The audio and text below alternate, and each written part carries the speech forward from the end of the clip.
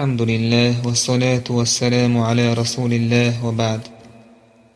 عمر بن خطاب سأل الله رئيس خليوتن لا تعترض فيما لا يعنيك، عبال بوتهم انت أحوالي مليله، واعتزل عدوك عن مستخجود عقاست العقين والله، واحتفظ من خليلك إلا الأمين عن دوت خارجله تيشمي وق تنس دوت غليظيله، فإن الأمين من القوم لا يعادله شيء، بقل تيشمي والدوت أدمغ تيشمي وق تنس نيستوش تعاهما داتسون.